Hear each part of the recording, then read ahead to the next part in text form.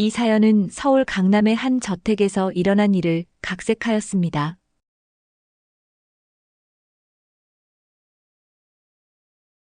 흐릿한 새벽빛이 커튼 사이로 스며드는 오전 5시. 50대 가정부 조은지는 또 한 번의 하루를 시작합니다. 20년이라는 세월 동안 그녀는 이 고급 저택의 유일한 관리인으로 일해왔죠.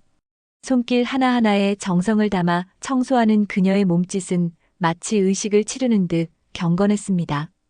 오늘도 시작이구나. 조은지는 창밖으로 비치는 서울 강남의 새벽 풍경을 잠시 바라보며 중얼거렸습니다. 고아원에서 자란 그녀에게 이 저택은 삶의 전부나 다름없었습니다. 하지만 20년이 지나도 그녀는 여전히 이곳에서 손님 같은 느낌이었죠. 특히 80대 백만장자 김태수 회장의 서재만큼은 더욱 그랬습니다. 내 허락 없이 서재 물건은 절대 건드리지 마. 김태수의 냉철한 목소리가 머릿속에 울려 퍼졌습니다. 반도체 제국의 창업자로 이름을 날린 그는 엄격함과 완벽주의로 유명했습니다. 그의 삶에는 사업 외에 다른 것이 없었죠. 은지는 마른 걸레로 서재의 먼지를 닦으며 낡은 가죽 의자를 바라보았습니다. 저 의자에 한 번도 앉아본 적이 없네. 은지의 시선이 의자에 머물렀습니다. 갑자기 의자에 앉고 싶다는 묘한 충동이 일었습니다. 하지만 20년간 단 한 번도 실수하지 않았던 그녀는 그 생각을 재빨리 지워버렸죠. 태수의 지시는 언제나 철저히 지켜왔으니까요. 은지 씨, 오늘 일본 출장 가니까 식사 준비 좀 해주게. 태수가 서재 문을 열고 들어왔습니다. 언제나 단정한 양복 차림의 그는 80이라는 나이가 무색할 정도로 정돈된 모습이었습니다. 은지는 고개를 숙이며 대답했습니다. 네, 회장님. 곧 준비하겠습니다. 서재는 내가 돌아올 때까지 그대로 두게. 청소도 필요 없어. 태수의 말투는 늘 그렇듯 차갑고 단호했습니다. 그가 떠난 후 은지는 묘한 호기심을 느꼈습니다. 20년 동안 매일 청소했던 서재를 갑자기 청소하지 말라니 무슨 이유가 있는 걸까요? 다음 날 저택은 평소보다 더 고요했습니다. 태수가 일본으로 출장을 떠난 지 하루가 지났고 은지는 오전 내내 집안일을 했습니다. 오후가 되자 그녀의 발길은 자연스럽게 서재로 향했죠. 청소는 하지 말라고 하셨지만 확인은 해봐야지.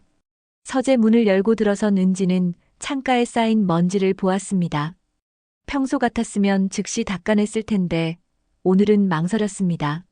하지만 그녀의 완벽주의적 성격은 먼지를 그냥 두고 나갈 수 없게 만들었죠. 잠깐만 닦고 나가야지. 은지는 먼지를 닦기 시작했지만 갑자기 심한 피로감이 몰려왔습니다. 날이 더웠던 탓인지 다리에 힘이 풀렸습니다. 그녀는 평소라면 상상도 못할 일을 했습니다. 20회 동안 한 번도 앉아보지 못했던 태수의 낡은 가죽 의자에 몸을 기대어 앉은 것이죠.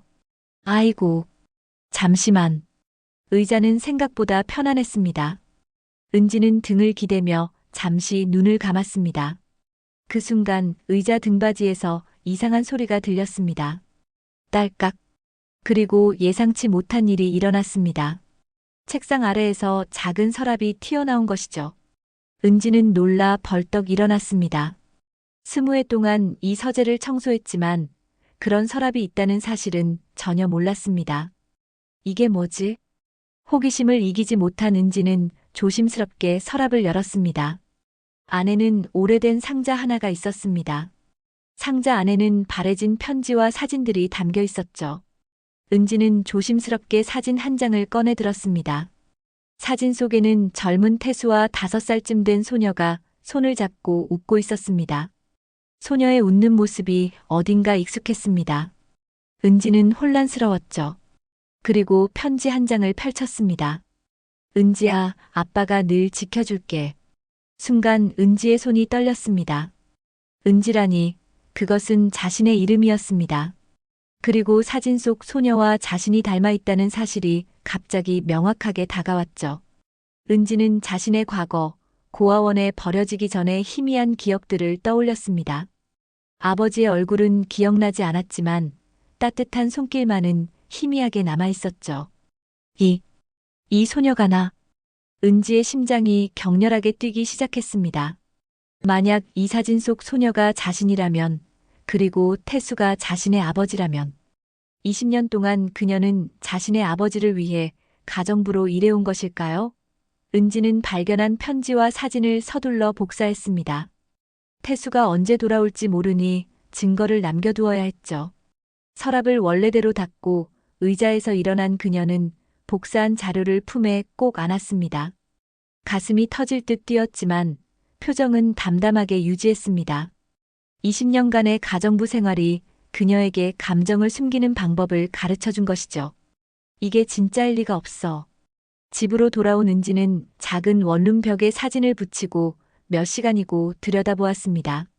사진 속 소녀의 웃는 모습은 분명 자신과 닮아 있었습니다. 하지만 그것만으로는 부족했죠. 증거가 필요했습니다. 내 과거에 대해 아는 게 너무 없어. 은지는 손목을 살펴보았습니다. 오른쪽 손목에는 작은 화상 흉터가 있었죠. 고아원에서는 그 흉터가 버려지기 전 생긴 것이라고 했습니다. 은지는 다시 사진을 들여다보았습니다. 그리고 놀라운 발견을 했죠. 사진 속 소녀의 오른쪽 손목에도 비슷한 흔적이 희미하게 보였습니다. 이럴 수가. 은지의 눈에서 눈물이 흘렀습니다. 그녀는 밤새 잠을 이루지 못했죠. 고아원에 들어가기 전에 기억들을 필사적으로 더듬었지만 단편적인 장면들만 떠올랐습니다. 화재 연기, 사람들의 비명, 그리고 누군가의 따뜻한 손길. 그 이상은 기억나지 않았습니다. 다음 날 아침, 태수가 일본 출장에서 돌아왔습니다. 은지는 평소처럼 아침 식사를 준비했지만 그의 얼굴을 마주할 용기가 없었습니다. 손이 떨려 그릇을 떨어뜨릴 뻔했죠. 은지 씨, 서재는 건드리지 않았나? 태수의 질문에 은지의 심장이 멈추는 듯 했습니다. 그녀는 고개를 숙인 채 대답했습니다. 네, 회장님 말씀대로 청소하지 않았습니다. 태수는 잠시 은지의 표정을 살폈지만 더 이상 질문하지 않고 서재로 향했습니다. 은지는 안도의 한숨을 내쉬었죠. 하지만 이제 어떻게 해야 할지 막막했습니다. 진실을 알아내야 했지만 어디서부터 시작해야 할지 몰랐습니다. 오후 은지는 용기를 내어 서재 청소를 자처했습니다. 태수는 책상에 앉아 서류를 검토하고 있었죠. 은지는 평소보다 오래 서재에 머물며 그의 표정을 살폈습니다. 태수는 여전히 무뚝뚝했지만 은지가 서재에 오래 있자 평소와 다르게 반응했습니다. 너무 오래 있지 마. 나가서 다른 일을 보게. 날카로운 그의 말투에 은지는 깜짝 놀랐습니다. 20년 동안 이런 식으로 말한 적이 없었죠. 마치 그녀가 무언가를 발견할까봐 두려워하는 듯 했습니다. 네, 회장님. 은지는 서재를 나왔지만 결심이 굳어졌습니다. 내 과거를 알아야겠어. 진실을 찾기 위해 행동에 나서야 했죠. 다음 날 은지는 일주일에 한 번 오는 동료 가정부 박영숙에게 도움을 청했습니다. 영숙은 예전에 사회복지사로 일한 경험이 있었습니다. 영숙 씨, 혹시 고아원 기록을 찾는 방법 알아? 왜? 갑자기 그런 걸 찾으려고? 내 과거에 대해 좀 더 알고 싶어서. 영숙은 은지를 도와주기로 했습니다. 그녀의 도움으로 은지는 자신이 5살에 버려졌고 입양되기 전 이름이 김은지였다는 사실을 알게 되었습니다. 그리고 30년 전 대형 백화점 화재 이후 고아원에 맡겨졌다는 기록도 찾았죠. 김은지, 그리고 백화점 화재. 은지는 퍼즐 조각이 맞춰지는 느낌이었습니다. 하지만 아직 확실한 증거는 부족했죠. 한편 태수는 병원에서 건강검진을 받고 있었습니다. 의사는 심각한 표정으로 결과를 설명했습니다. 회장님, 신부전 증세가 있습니다. 앞으로는 스트레스를 피하고 규칙적인 생활을 하셔야 합니다. 태수는 무표정하게 의사의 말을 들었습니다. 하지만 내면에서는 오래된 고통이 되살아났죠. 그는 차 안에서 창밖을 바라보며 중얼거렸습니다. 은지야, 아빠가 미안하다. 그날 저녁 은지는 태수가 외출한 틈을 타 다시 서재로 향했습니다. 이번에는 목적이 분명했죠. 의자에 앉아 서랍을 열고 더 많은 증거를 찾아야 했습니다. 그리고 운 좋게도 태수의 낡은 일기장을 발견했습니다. 9월 15일. 오늘 백화점에서 은지를 잃어버렸다. 내 잘못이다. 화재가 났는데 은지를 놓쳐버렸다. 경찰은 사망자 명단에서 은지의 이름을 찾지 못했지만 희망은 점점 사라지고 있다. 은지의 손이 떨렸습니다. 일기장의 내용은 그녀의 예상과 일치했습니다. 다음 페이지를 읽으려는 순간 서재 문이 열렸습니다. 태수가 예상보다 일찍 돌아온 것이죠. 회장님. 은지는 당황한 채 일기장을 숨기려 했지만 이미 늦었습니다. 태수는 그녀를 빤히 바라보았습니다. 은지는 용기를 내어 물었습니다. 회장님 혹시 예전에 잃어버린 게 있으신가요? 태수의 표정이 굳었습니다. 오랜 시간 감추어왔던 비밀이 드러날 위기에 처한 것이죠. 그건 내가 알 바 아니야. 이제 나가. 그의 단호한 말투에 은지는 더 이상 질문하지 못했습니다. 하지만 그녀의 의심은 점점 커졌고 진실을 향한 열망도 강해졌습니다. 내가 정말 그의 딸이라면. 며칠이 지났습니다. 은지의 마음속에는 태수의 잃어버린 딸에 대한 의문이 계속해서 맴돌았죠. 그녀는 매일 밤 사진과 복사한 편지를 보며 과거의 조각들을 맞추려 했습니다. 하지만 결정적인 증거는 여전히 부족했습니다. 오늘은 반드시 알아내야 해. 아침 일찍 일어난 은지는 평소보다 더 단단히 마음을 먹었습니다. 태수가 오전에 중요한 회의가 있다고 했으니 그 시간에 서재를 다시 뒤져볼 생각이었죠. 계획대로라면 적어도 2시간은 충분히 확보할 수 있을 터였습니다. 태수가 저택을 나서자마자 은지는 서재로 향했습니다. 의자에 앉아 비밀 서랍을 열고 일기장을 꺼냈죠. 이번에는 방해받지 않고 천천히 읽을 수 있었습니다. 9월 28일. 오늘도 백화점 근처를 헤맸다. 이제 모두가 은지가 죽었다고 말한다. 하지만 나는 포기할 수 없다. 내 딸은 어딘가에 살아있을 거야. 10월 11일. 오늘 경찰이 최종적으로 수색을 중단했다. 은지의 시신은 발견되지 않았지만 화재 잔해에 묻혔을 가능성이 높다고 한다. 나는 이제 어떻게 살아야 하나. 은지의 눈에서 눈물이 흘렀습니다. 태수의 절망과 고통이 글자 하나하나에서 느껴졌죠. 그녀는 계속해서 페이지를 넘겼습니다. 12월 25일. 크리스마스다. 은지가 좋아하던 날이다. 오늘 회사 앞에서 한 고아원 아이들이 캐롤을 불렀다. 그중 한 아이가 은지와 닮았다. 하지만 가까이 가보니 다른 아이였다. 나는 미쳐가고 있나 보다. 은지는 일기장을 읽으며 서서히 진실에 다가가고 있었습니다. 그리고 마지막 페이지에서 충격적인 내용을 발견했죠. 2004년 1월 1일. 오늘부터 일기는 그만둔다. 은지를 찾는 일도 그만두기로 했다. 이제 받아들여야 한다. 내 딸은 죽었다. 하지만 죽을 때까지 그 애를 기억할 것이다. 그리고 그 애가 좋아했던 서재를 그대로 유지할 것이다.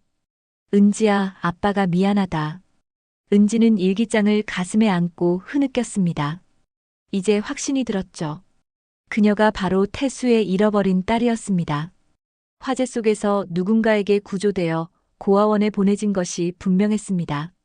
그리고 운명의 장난처럼 그녀는 자신의 아버지 집에서 가정부로 일하게 된 것이죠. 문득 시계를 보니 태수가 돌아올 시간이 가까워지고 있었습니다. 은지는 서둘러 일기장을 원래 자리에 두려 했지만 너무 흥분한 나머지 페이지 몇 장을 떨어뜨렸습니다. 당황한 그녀는 서둘러 페이지를 주워 넣었지만 순서가 뒤바뀐 것 같아 불안했습니다. 이제 어떻게 해야 하지? 은지는 깊은 고민에 빠졌습니다. 태수에게 직접 진실을 물어볼까? 아니면 더 많은 증거를 모아야 할까?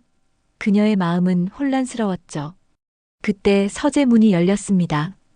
은지 씨, 여기서 뭐 하는 거지? 태수가 예상보다 일찍 돌아온 것이었습니다. 은지는 놀라 일어섰지만 이미 늦었습니다. 그녀가 의자에 앉아 있는 모습을 태수가 목격한 것이죠. 회장님, 청소하다가 잠시 내 의자에 앉아서. 태수의 목소리는 평소보다 날카로웠습니다. 그의 시선이 일기장에 꽂혔죠. 은지는 더 이상 숨길 수 없다고 판단했습니다. 이제 진실을 마주할 때였습니다. 회장님, 이 일기장, 그리고 비밀 서랍에 있던 사진과 편지, 모두 봤습니다. 태수의 얼굴이 창백해졌습니다. 오랜 세월 간직해온 비밀이 드러나는 순간이었죠. 그는 의자에 힘없이 앉았습니다. 그래서 알게 된 거군. 은지는 떨리는 목소리로 물었습니다. 이 은지가 저일까요? 태수는 숨을 멈추며 가슴을 부여잡았습니다. 그의 눈에는 믿을 수 없다는 표정이 어렸죠. 은지는 오른쪽 손목에 화상 흉터를 보여주었습니다. 사진 속 소녀도 같은 자리에 흉터가 있어요. 저는 고아원에서 자랐습니다. 30년 전 백화점 화재 이후에 고아원에 맡겨졌다고 해요. 태수의 눈에서 눈물이 흘렀습니다. 그는 떨리는 손으로 은지의 손목을 만졌습니다. 30년 전, 강남 센트럴 백화점 화재. 네, 맞아요. 제가 기억하는 건 연기와 사람들의 비명뿐이에요. 태수는 충격으로 말을 잇지 못했습니다. 그는 30년 전 그 끔찍한 날을 떠올렸습니다. 딸 은지의 5번째 생일을 축하하기 위해 백화점에 갔던 날 갑작스러운 화재가 발생했고 혼란 속에서 은지의 손을 놓쳐버렸죠. 그 후 몇 달간 필사적으로 딸을 찾았지만 결국 포기했습니다. 그리고 20년 전 가정부로 지원한 여성이 딸과 같은 이름을 가졌다는 사실에 그는 운명을 느꼈지만 그녀가 정말 자신의 딸이라고는 생각하지 못했습니다. 저는 죽지 않았어요. 고아원에서 자랐죠. 은지의 말에 태수는 비틀거리며 일어났습니다. 그는 믿을 수 없다는 듯 방을 나갔습니다. 은지는 그 자리에 망연자실하게 서 있었습니다. 기다려온 진실을 마주했지만 태수의 반응은 그녀가 예상했던 것과 달랐습니다. 기쁨보다는 충격과 혼란이 더 컸던 것이죠. 그날 저녁 태수는 방에서 나오지 않았습니다. 은지는 그의 방 앞에서 망설였지만 결국 문을 두드리지 못했죠. 너무 많은 것이 한꺼번에 일어났습니다. 그녀는 자신의 작은 방으로 돌아가 잠을 청했지만 복잡한 감정들로 뒤엉켜 잠을 이룰 수 없었습니다. 내가 정말 그의 딸이라면 이제 어떻게 되는 걸까? 다음 날 아침 저택은 어색한 침묵에 휩싸였습니다. 은지는 평소처럼 아침 식사를 준비했지만 태수는 방에서 나오지 않았죠. 그녀는 조심스럽게 그의 방 앞에 식사 트레이를 놓고 문을 두드렸습니다. 회장님, 아침 식사 가져왔습니다. 대답이 없었습니다. 은지는 한숨을 쉬며 물러났죠. 그때 현관벨이 울렸습니다. 문을 열자 태수의 아들 민재가 서 있었습니다. 40대 중반의 민재는 태수와 닮았지만 그보다 더 냉정하고 계산적인 성격으로 유명했습니다. 아버지 어디 계셔? 방에 계십니다. 아침부터 나오지 않으셨어요. 민재는 은지를 의심스럽게 바라보았습니다. 그는 서둘러 태수의 방으로 향했죠. 얼마 후 민재와 태수가 함께 나왔습니다. 태수는 창백한 얼굴로 은지를 힐끗 보더니 시선을 돌렸습니다. 두 사람은 서재로 들어갔고 문이 닫혔습니다. 은지는 불안한 마음으로 청소를 계속했습니다. 서재에서 무슨 대화가 오가고 있는지 궁금했지만 가까이 가지 못했죠. 1시간쯤 지났을 때 서재 문이 열리고 민재가 나왔습니다. 그의 표정은 이전보다 더 차가웠습니다. 은지 씨, 잠깐 이야기 좀 합시다. 민재는 은지를 거실로 이끌었습니다. 태수는 서재에 남아 있었습니다. 민재는 소파에 앉지도 않고 서서 말했습니다. 어제 아버지 서재에서 무슨 일이 있었죠? 은지는 당황했습니다. 태수가 민재에게 무슨 말을 했는지 알 수 없었죠. 그녀는 조심스럽게 대답했습니다. 특별한 일은 없었습니다. 청소를 하다가 거짓말하지 마세요. 아버지가 다 말씀하셨어요. 당신이 서재를 뒤지고 아버지의 개인 물건을 봤다고. 민재의 목소리에는 분노가 묻어났습니다. 은지는 입술을 깨물었습니다. 태수가 그들의 관계에 대해서는 말하지 않은 것 같았습니다. 죄송합니다. 하지만 저에게는 알 권리가 있다고 생각했습니다. 알 권리라고요? 가정부 주제에 감히 아버지 물건을 훔쳐보다니. 민재의 말에 은지는 상처를 받았습니다. 가정부 주제라는 말이 가슴을 찔렀습니다. 그녀는 더 이상 참지 못하고 말했습니다. 저는 단순한 가정부가 아닐지도 모릅니다. 저는 회장님의. 그때 서재에서 나온 태수가 그녀의 말을 가로막았습니다. 은지 씨, 그만해요. 태수의 목소리는 단호했습니다. 그의 눈빛에는 은지에게 더 이상 말하지 말라는 경고가 담겨 있었습니다. 은지는 말을 삼켰습니다. 태수가 아직 민재에게 진실을 말할 준비가 되지 않았다는 것을 깨달았죠. 아버지, 이 여자 당장 내보내야 합니다. 신뢰할 수 없어요. 민재의 말에 태수는 깊은 한숨을 내쉬었습니다. 그는 피로한 목소리로 말했습니다. 오늘은 그만 돌아가 봐라. 내가 처리할 테니.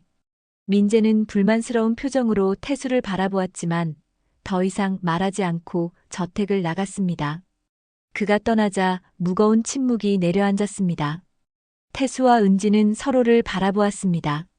아버지와 딸 하지만 동시에 고용주와 가정부라는 이중적인 관계가 그들 사이에 놓여 있었습니다. 회장님, 아직은 아무 말도 하지 마. 내가 시간이 필요해. 태수는 그렇게 말하고 다시 서재로 들어갔습니다.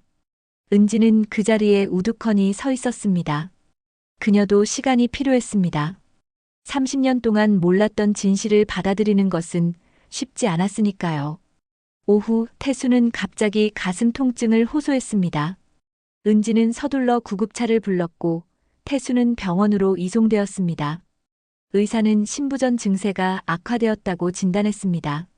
스트레스가 심했던 것 같군요. 당분간 입원하시는 게 좋겠습니다. 병실에서 태수는 창밖을 바라보며 말했습니다. 은지 씨, 내 옛 비서 황 실장 연락처가 내 휴대폰에 있을 거야.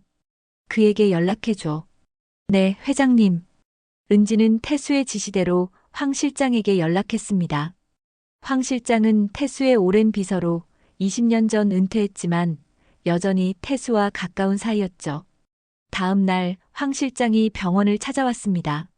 그는 은지를 보고 놀란 듯 했지만 아무 말도 하지 않고 태수의 병실로 들어갔습니다. 은지는 복도에서 기다렸습니다.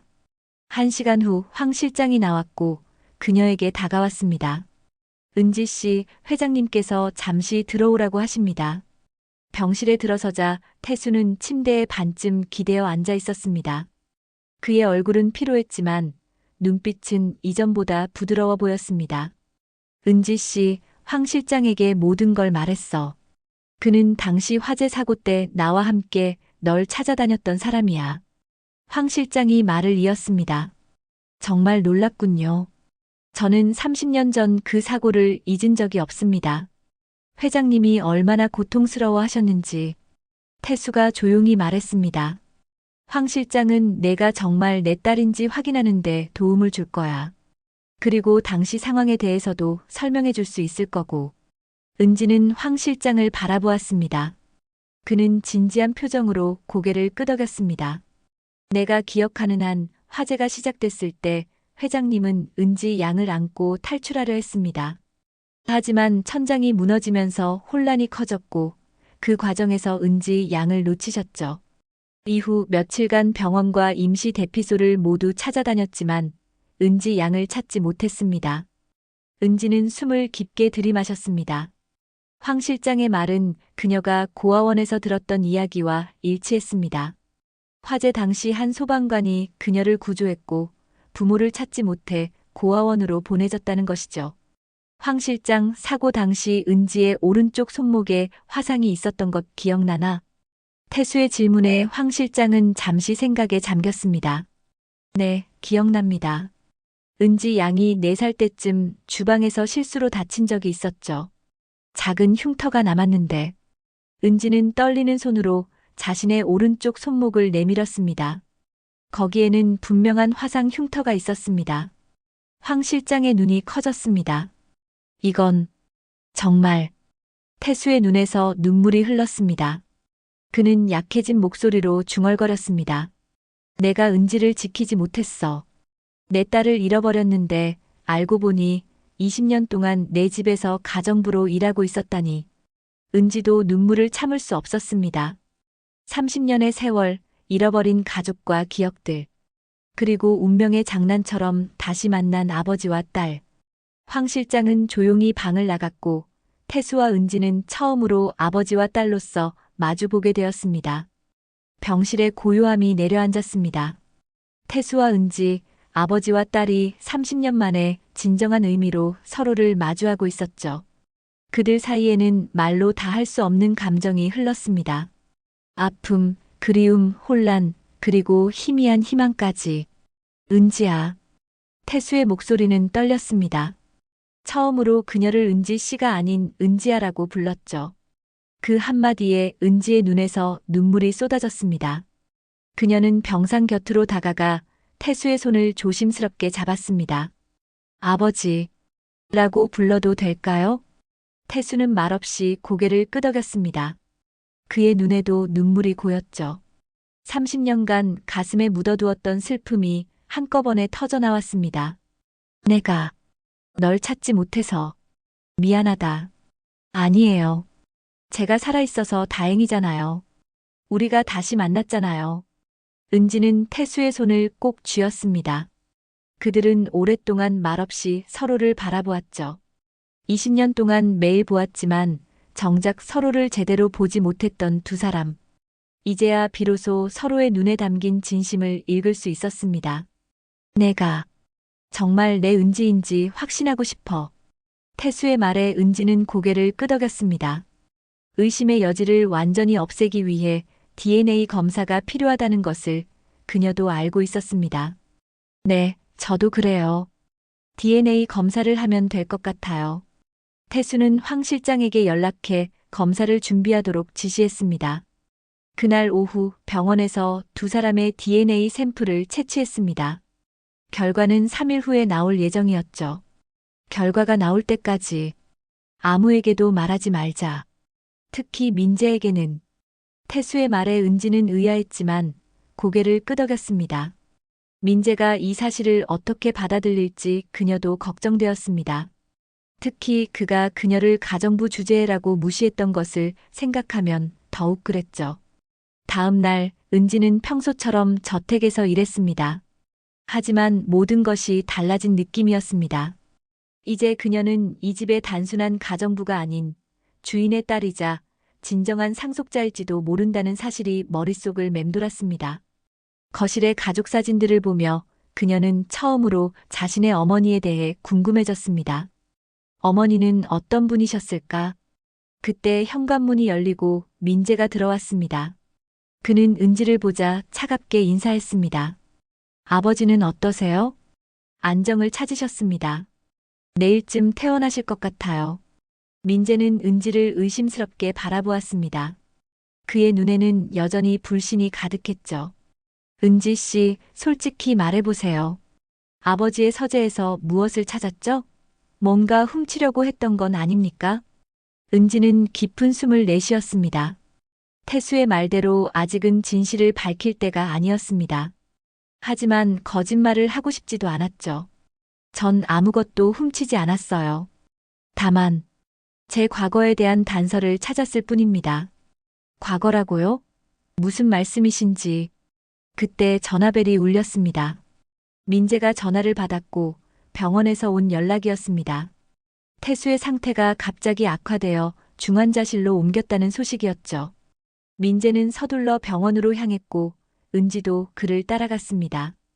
병원에 도착하자 의사가 그들을 맞았습니다. 갑작스러운 심장 발작이 있었습니다. 현재는 안정되었지만 상태가 매우 위중합니다. 면회는 잠시만 가능합니다. 민재가 먼저 중환자실로 들어갔고 은지는 복도에서 기다렸습니다. 10분 후 민재가 창백한 얼굴로 나왔습니다. 아버지께서 은지 씨를 찾으십니다. 은지는 조심스럽게 중환자실로 들어갔습니다. 태수는 각종 의료 장비에 연결된 채 누워 있었습니다. 그의 얼굴은 창백했지만 은지를 보자 희미하게 미소 지었습니다. 은지야, 가까이 와. 은지는 태수의 침대 곁으로 다가갔습니다. 그는 힘겹게 손을 뻗어 그녀의 손을 잡았습니다. 내가 시간이 얼마 없을지도 모르겠다. 아니에요, 아버지. 곧 나아지실 거예요. 태수는 희미하게 웃었습니다. 그의 눈에는 후회와 사랑이 담겨 있었습니다. 내가 정말 내 딸이라면 이건 운명이야. 30년 만에 널 찾았는데 이렇게 또 헤어질지도 모르니. 그런 말씀 마세요. 우린 이제 시작이에요. 태수는 깊은 한숨을 내쉬었습니다. 그리고 갑자기 진지한 표정으로 말했습니다. 은지야, 내 서재 책상 서랍 안에 파란색 노트가 있어. 거기에 내 유언장이 있어. 만약 내가 무슨 일이 생기면 그걸 찾아. 아버지, 약속해. 내가 직접 찾아서 읽을 거라고. 은지는 눈물을 참으며 고개를 끄덕였습니다. 간호사가 들어와 면회 시간이 끝났다고 알렸고 은지는 아쉬운 마음으로 병실을 나왔습니다. 복도에서 민재가 그녀를 기다리고 있었습니다. 아버지가 뭐라고 하셨어요? 별 말씀 없으셨어요. 그냥 걱정하지 말라고 하셨죠. 민재는 의심스러운 눈빛으로 은지를 바라보았지만 더 이상 묻지 않았습니다. 그들은 함께 병원을 나왔습니다. 밖은 이미 어두워져 있었습니다. 오늘은 저택에서 자고 내일 아침 일찍 다시 오죠. 민재의 말에 은지는 고개를 끄덕였습니다. 그들이 저택에 도착했을 때 황 실장이 기다리고 있었습니다. 그는 은지에게 조용히 속삭였습니다. DNA 검사 결과가 내일 나올 예정입니다. 은지는 긴장된 마음으로 고개를 끄덕였습니다. 내일이면 모든 것이 확실해질 것이었습니다. 밤이 깊어가는데도 은지는 잠을 이룰 수 없었습니다. 그녀는 태수가 말한 파란색 노트가 궁금했습니다. 유언장이라니. 그는 정말 자신의 죽음을 예감하고 있는 걸까요? 그리고 그 안에는 어떤 내용이 적혀 있을까? 새벽 3시 은지는 결국 일어나 서재로 향했습니다. 민재는 2층 객실에서 자고 있었고 저택은 고요했습니다. 그녀는 조심스럽게 서재 문을 열고 들어갔습니다. 달빛이 창문을 통해 스며들어 희미하게 방을 비추고 있었습니다. 책상 앞에 선 은지는 잠시 망설였습니다. 태수의 허락 없이 서랍을 열어본 것이 이 모든 일의 시작이었습니다. 그리고 이제 그녀는 다시 한번 서랍을 열려고 하고 있었습니다. 하지만 이번에는 태수의 부탁이었죠. 천천히 서랍을 열자 파란색 노트가 보였습니다. 은지는 조심스럽게 그것을 꺼내 달빛 아래에서 펼쳤습니다. 첫 페이지에는 내 마지막 뜻이라고 적혀 있었습니다. 그녀는 떨리는 손으로 페이지를 넘겼습니다. 나, 김태수는 맑은 정신으로 이 유언장을 작성한다. 내 전 재산은 내 유일한 혈육인 딸 김은지에게 상속한다. 30년 전 화재로 잃어버렸다고 생각했던 내 딸이 실은 내 곁에서 가정부로 일해왔다는 사실을 최근에 알게 되었다. DNA 검사로 확인 중이지만 내 마음은 이미 그녀가 내 딸임을 확신한다. 은지의 눈에서 눈물이 흘렀습니다. 태수는 검사 결과도 나오기 전에 이미 그녀를 딸로 인정하고 있었던 것입니다. 그녀는 계속해서 읽어내려갔습니다. 내 아들 민재에게는 회사 주식 20%와 별도의 현금을 남긴다. 그는 내 친형의 아들로 내가 입양하여 키웠다. 이 사실은 그도 알고 있다. 은지는 충격에 빠졌습니다. 민재가 태수의 친아들이 아니라는 사실이 그녀를 놀라게 했습니다. 태수가 형의 아들을 입양했다니. 그리고 더 놀라운 것은 민재가 그 사실을 알고 있다는 점이었습니다. 은지는 파란색 노트를 꼭 쥔 채 자신의 방으로 돌아왔습니다. 머릿속이 복잡했습니다. 민재가 태수의 친아들이 아니라는 사실이 계속해서 머릿속을 맴돌았죠. 그리고 만약 DNA 검사 결과 자신이 정말 태수의 딸로 확인된다면 모든 것이 뒤바뀔 것이었습니다. 이런 상황을 민재 씨가 알게 되면 은지는 생각만 해도 두려웠습니다. 민재는 이미 그녀를 의심하고 있었고 적대적인 태도를 보였습니다. 만약 그가 자신이 태수의 유일한 혈육이 아니라는 사실과 은지가 진짜 딸이라는 사실을 알게 된다면 어떤 반응을 보일까요? 새벽빛이 창문으로 스며들기 시작했습니다. 은지는 파란색 노트를 서랍에 조심스럽게 넣고 아침 준비를 했습니다. 병원에 일찍 가야 했으니까요. 그녀가 부엌에서 차를 끓이고 있을 때 민재가 내려왔습니다. 일찍 일어나셨네요. 네, 병원에 일찍 가려고요. 민재는 은지를 잠시 바라보다가 말했습니다. 은지 씨, 솔직히 말해보세요. 아버지와 당신 사이에 무슨 일이 있는 겁니까? 은지는 놀랐지만 침착함을 유지했습니다. 무슨 말씀이신지. 어제 아버지께서 갑자기 변호사를 부르셨어요. 그리고 당신과 단둘이 얘기하시더군요. 무슨 일인지 말해주세요. 은지는 깊은 숨을 내쉬었습니다. 아직은 말할 때가 아니었습니다. 태수가 직접 민재에게 설명하기를 원했을 테니까요. 회장님께서 중요한 얘기가 있으시다고 했습니다. 제가 오랫동안 일해왔으니 신뢰하신다고. 민재는 의심스러운 눈빛으로 은지를 바라보았습니다. 그는 더 말하려다가 전화벨 소리에 멈췄습니다. 병원에서 온 전화였습니다. 태수의 상태가 호전되어 일반 병실로 옮겼다는 소식이었죠. 다행이네요. 은지는 안도의 한숨을 내쉬었습니다. 그들은 서둘러 병원으로 향했습니다. 병실에 도착하자 태수는 침대에 반쯤 일어나 앉아 있었습니다. 그의 얼굴색이 어제보다 나아 보였습니다. 아버지, 좀 어떠세요? 민재가 다가가 태수의 손을 잡았습니다. 태수는 희미하게 웃었습니다. 괜찮다. 의사가 위기는 넘겼다고 하더구나. 민재가 태수와 이야기하는 동안 간호사가 은지를 복도로 불러냈습니다. 김 회장님 담당 의사 선생님께서 잠시 뵙자고 하십니다. 은지는 의사 사무실로 안내되었습니다. 그곳에는 황 실장도 함께 있었습니다. 의사는 은지에게 봉투 하나를 건넸습니다. DNA 검사 결과입니다. 회장님의 부탁으로 먼저 당신에게 전달합니다.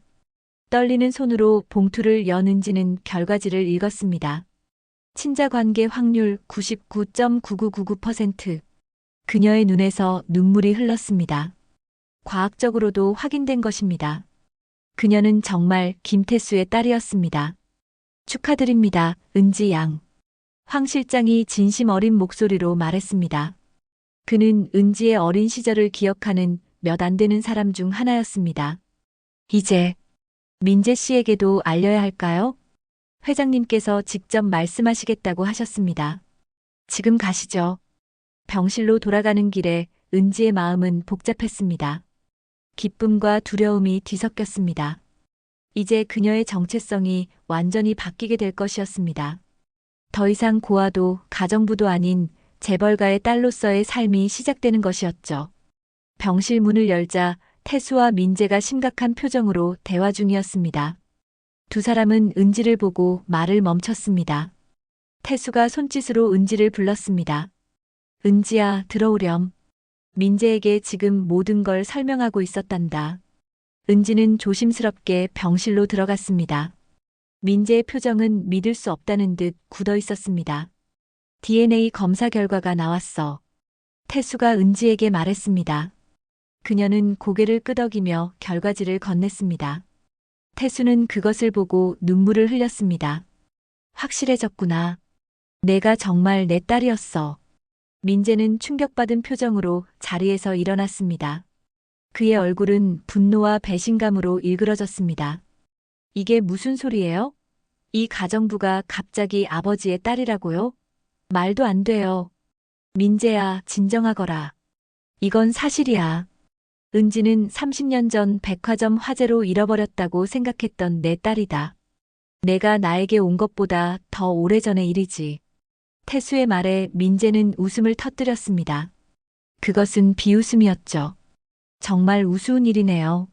저를 양자로 들이시더니 이제 와서 친딸이 나타났다고 모든 걸 그녀에게 주실 작정이신가요? 민재야, 너도 내 아들이야. 그건 변함없어. 거짓말 마세요.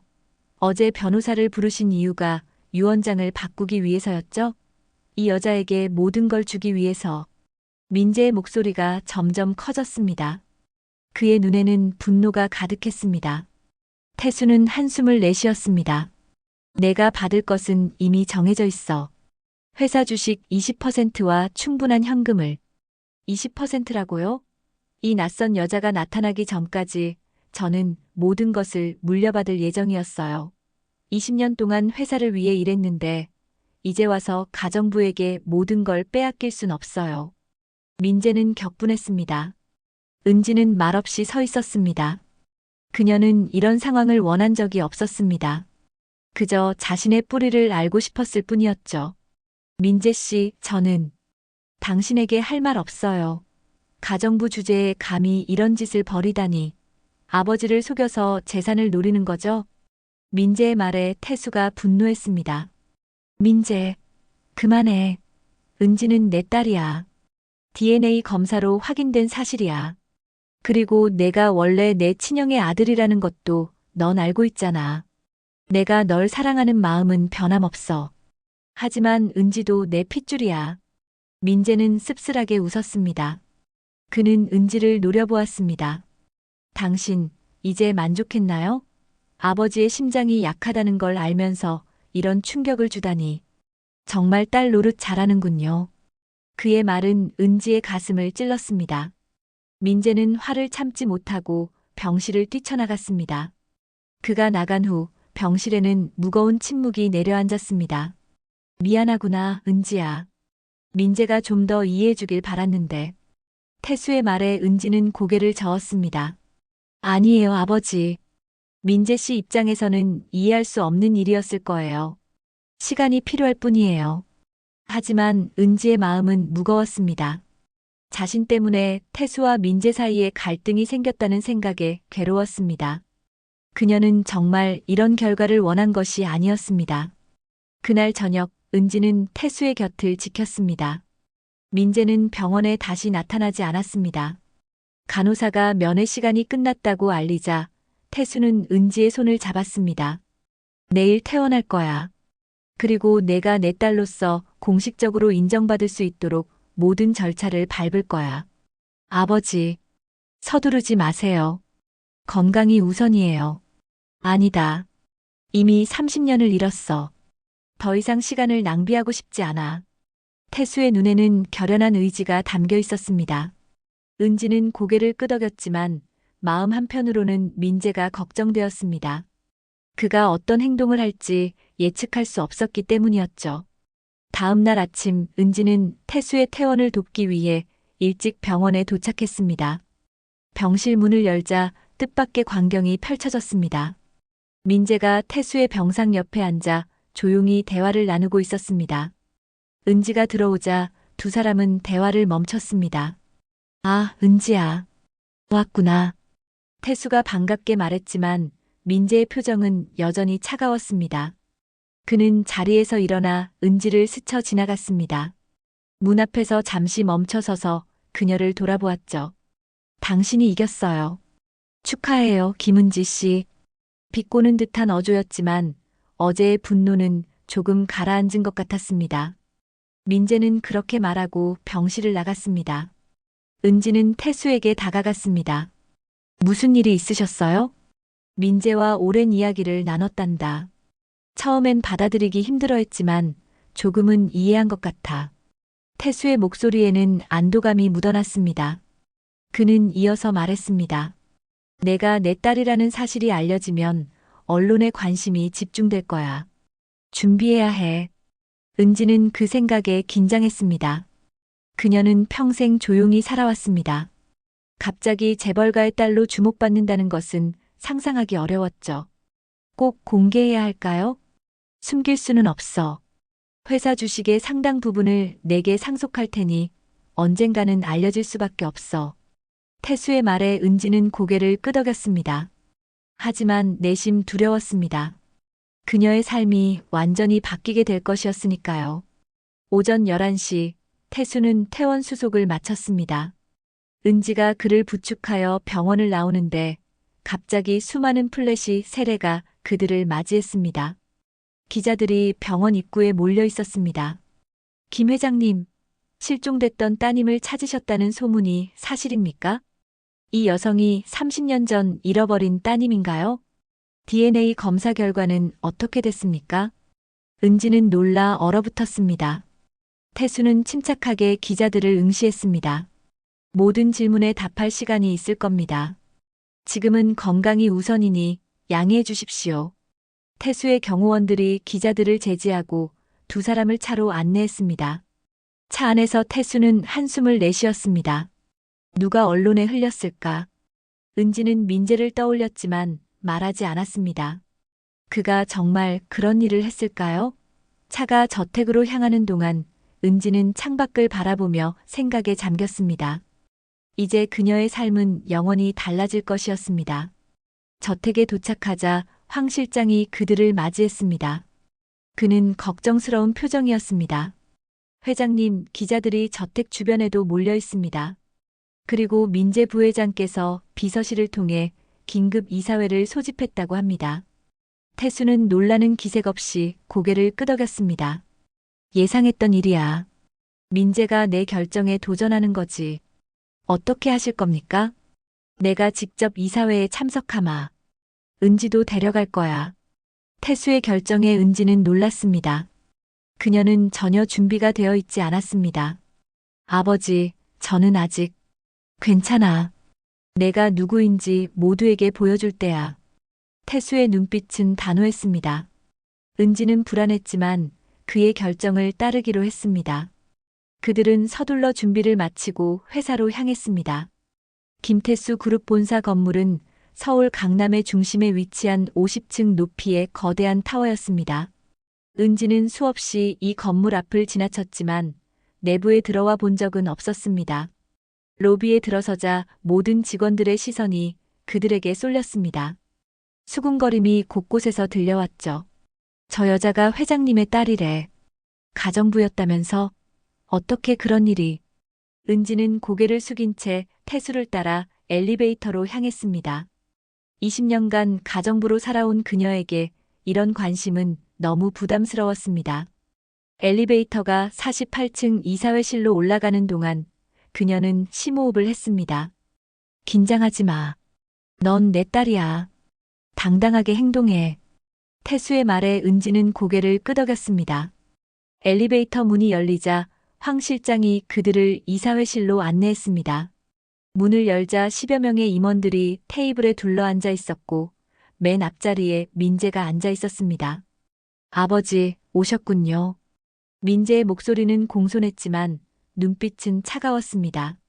그는 은지를 힐끗 보더니 시선을 돌렸습니다. 태수는 의장석에 앉았고 은지는 그 옆자리에 앉았습니다. 긴급 이사회를 소집한 이유가 뭐지, 민재? 태수가 물었습니다. 민재는 서류 하나를 테이블 위에 올려놓았습니다. 회사의 안정성에 관한 문제입니다. 갑작스러운 상속자 변경은 주주들과 시장에 혼란을 줄 수 있습니다. 저는 이사회가 이 문제에 대해 의견을 표명해야 한다고 생각합니다. 태수는 미소를 지었습니다. 그것은 냉소적인 미소였죠.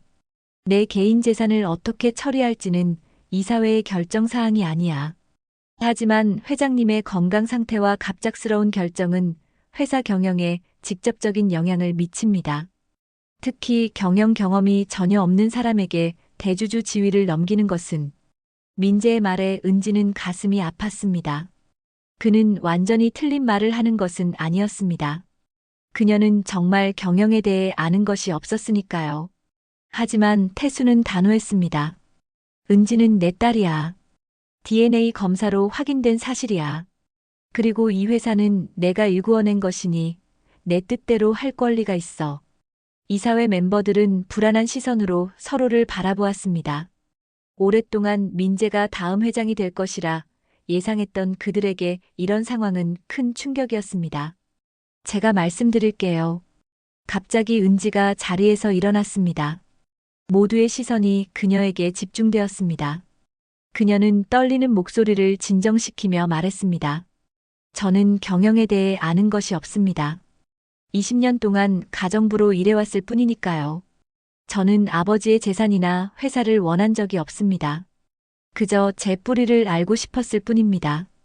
은지의 솔직한 말에 이사회 멤버들은 놀란 눈빛을 보였습니다. 그녀는 이어서 말했습니다. 만약 제가 회사에 혼란을 준다면 저는 모든 권리를 포기할 용의가 있습니다. 하지만 한 가지 분명히 말씀드리고 싶은 것은 저는 결코 아버지를 속이거나 재산을 노린 것이 아니라는 점입니다. 은지의 말이 끝나자 태수가 자리에서 일어났습니다. 그의 눈에는 자랑스러움이 담겨 있었습니다. 이것이 내 딸이다. 이런 솔직함과 정직함은 경영자에게 가장 중요한 자질이야. 은지가 경영을 모른다고? 그건 배우면 되는 일이야. 하지만 이런 인품은 쉽게 얻을 수 없지. 태수는 이사회 멤버들을 둘러보며 말했습니다. 나는 은지를 내 후계자로 준비시킬 것이다. 그리고 민재는 계속해서 회사에서 중요한 역할을 맡을 것이다. 둘이 함께 이 회사를 이끌어가길 바란다. 이사회는 태수의 결정에 반대할 수 없었습니다. 그는 여전히 절대적인 권위를 가지고 있었으니까요. 회의가 끝나고 모두가 자리를 떠났을 때 민재가 은지에게 다가왔습니다. 당신의 연설은 감동적이었어요. 하지만 이건 시작에 불과해요. 회사 경영은 당신이 생각하는 것보다 훨씬 복잡하고 어려워요. 은지는 민재를 똑바로 바라보았습니다. 저도 그걸 알아요. 그래서 당신의 도움이 필요해요, 민재 씨. 민재는 잠시 놀란 듯 했지만 곧 냉정함을 되찾았습니다. 내 도움이요? 웃기지 마세요. 난 당신이 이 자리에 있는 것 자체를 원치 않아요. 하지만 우리 모두 아버지를 사랑하잖아요. 그분을 위해서라도 함께 일할 수 있지 않을까요? 민재는 대답 없이 자리를 떠났습니다. 은지는 한숨을 내쉬었습니다. 앞으로의 길이 결코 쉽지 않을 것이라는 것을 그녀는 알고 있었습니다. 이사회 이후 일주일이 흘렀습니다. 은지의 정체가 세상에 알려지면서 언론은 연일 가정부에서 재벌 상속녀로라는 제목의 기사를 쏟아냈습니다. 태수는 공식 기자회견을 열어 은지가 자신의 친딸임을 확인하고 그녀를 회사의 후계자로 준비시킬 것이라고 발표했습니다. 은지의 삶은 완전히 바뀌었습니다. 더 이상 가정부가 아닌 김태수 그룹의 상속녀로서 새로운 생활이 시작된 것이죠. 하지만 그녀는 여전히 불편했습니다. 고급 의상과 보석, 호화로운 생활 방식, 모든 것이 낯설었습니다. 아버지, 저는 이런 생활에 익숙하지 않아요. 은지가 태수의 서재에서 말했습니다. 태수는 다정한 미소를 지었습니다. 시간이 필요할 뿐이야. 내가 원래 태어난 세계로 돌아온 거니까. 태수는 은지의 교육을 위해 최고의 교수들과 컨설턴트들을 고용했습니다. 매일 경영, 재무, 국제관계 등에 관한 수업이 이어졌습니다. 은지는 열심히 배웠지만 가끔은 압박감에 숨이 막혔습니다. 이렇게 어린 시절부터 배웠다면 쉬웠을 텐데. 은지가 한숨을 내쉬자 태수가 그녀의 손을 잡았습니다. 내 인생의 20년은 낭비된 게 아니야. 그 시간이 너를 이렇게 겸손하고 강인하게 만들었어. 그리고 사람들의 마음을 이해하는 능력도 길러줬지. 태수의 말에 은지는 감사함을 느꼈습니다. 그는 항상 그녀를 지지해 주었습니다. 하지만 한 가지 문제가 남아 있었죠. 바로 민재였습니다. 그는 여전히 은지를 냉담하게 대했고 회사에서도 그녀를 무시했습니다. 그날 오후 은지는 용기를 내어 민재의 사무실을 찾아갔습니다. 비서의 안내로 들어간 사무실에서 민재는 서류 작업 중이었습니다. 잠시 시간 괜찮으실까요? 민재는 고개를 들어 은지를 바라보았습니다. 그의 표정은 여전히 차가웠습니다. 무슨 일이죠, 김 이사님? 그의 비꼬는 어조에 은지는 상처받았지만 감정을 숨기고 말했습니다. 우리 관계를 개선할 수 있는 방법을 찾고 싶어요. 아버지를 위해서라도 우리는 함께 일해야 하잖아요. 민재는 펜을 내려놓고 의자에 기대 앉았습니다. 솔직히 말하죠. 나는 당신을 신뢰하지 않아요. 20년 동안 가정부로 일하다가 갑자기 상속녀가 됐다? 어떻게 믿을 수 있겠어요? 저도 이렇게 될 줄 몰랐어요. 그저 제 과거를 알고 싶었을 뿐이에요. 그래서 아버지의 서재를 뒤지고 비밀 서랍을 열어봤다? 정말 우연히 발견한 거예요? 아니면 처음부터 계획했던 거예요? 민재의 날카로운 질문에 은지는 한숨을 내쉬었습니다. 저는 그저 청소를 하다가 피곤해서 의자에 앉았을 뿐이에요. 정말 우연이었어요. 하지만 이제 와서 그게 중요할까요? 중요한 건 우리가 어떻게 함께 회사를 이끌어갈 것인가 하는 문제예요. 민재는 잠시 생각에 잠겼습니다. 그리고 예상치 못한 말을 했습니다. 아버지가 얼마 남지 않았다는 걸 알고 있나요? 은지는 충격에 빠졌습니다. 무슨 말씀이세요? 의사가 말했어요. 아버지의 심장 상태가 매우 위험하다고. 언제든 다시 발작이 올 수 있고, 그땐 더 이상 회복이 어려울 수도 있대요. 민재의 말에 은지의 얼굴이 창백해졌습니다. 그녀는 태수의 건강 상태가 그렇게 심각한 줄 몰랐습니다. 아버지께서는 왜 저에게 말씀하지 않으셨을까요? 당신을 걱정시키고 싶지 않으셨겠죠. 아버지는 당신과의 시간을 소중히 여기고 계세요. 민재의 목소리에 처음으로 부드러움이 묻어났습니다. 은지는 그가 진심으로 태수를 걱정하고 있다는 것을 느꼈습니다.